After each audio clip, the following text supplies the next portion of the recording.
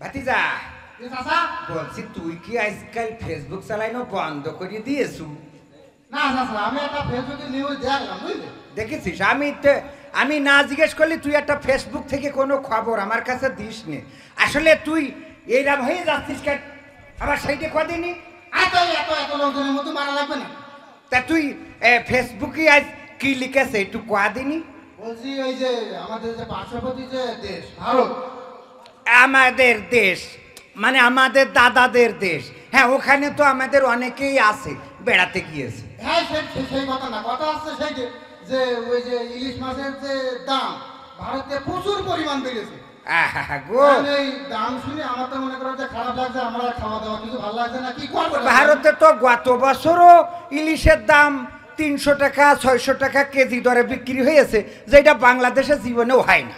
এই বছর কি 150 টাকা করে কেজি বিক্রি হচ্ছে? কি 150, 4000 5000 কেজি, 4000 5000 টাকা।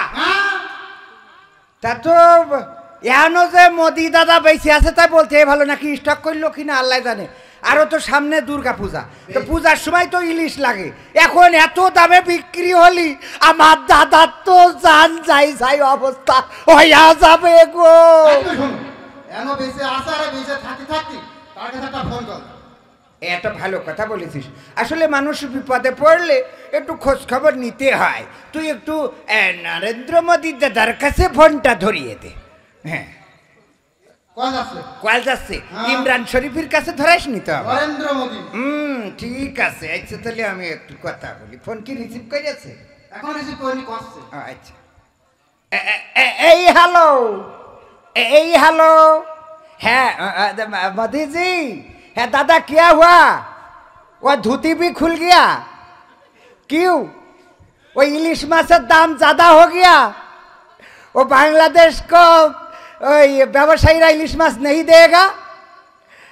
देवे क्या? গরু আনলি যে বর্ডারে গুলি করে মারিস তা দেবে কেন?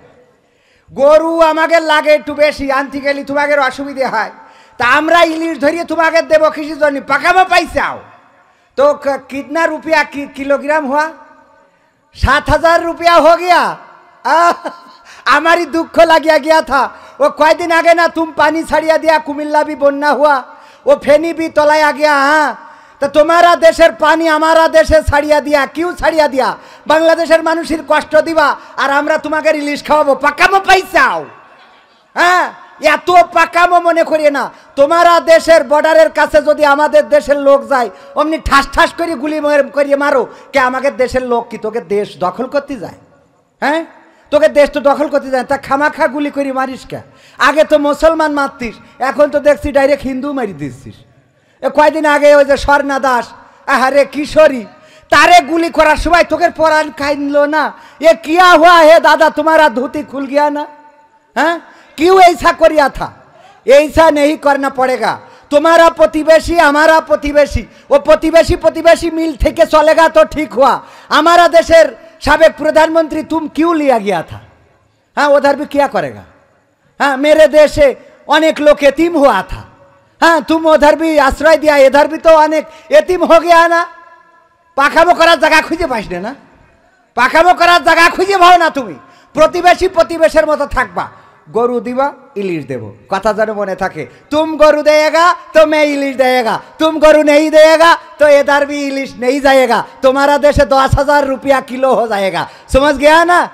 हाँ धोती भी खुल गया। हाँ ओके कोई बात नहीं है, धन्यवाद। बुझाई दिছি, এত পাকামো করলে তো হবে না।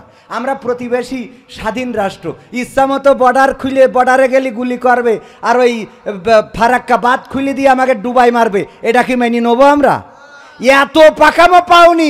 1971-এ রক্ত দিয়ে দেশ নিয়ে আইছি, সেই দেশে ইচ্ছা মতো পানি ছাড়িয়ে দেবা আর আমরা তোমাকে ইলিশ খাওয়াবো। মামু বাড়ির আবদার পাইছাও, মামু বাড়ির আবদার সব দেশ বাড়ি ছাড়ি দেবো, তাতে যা হয় হবে।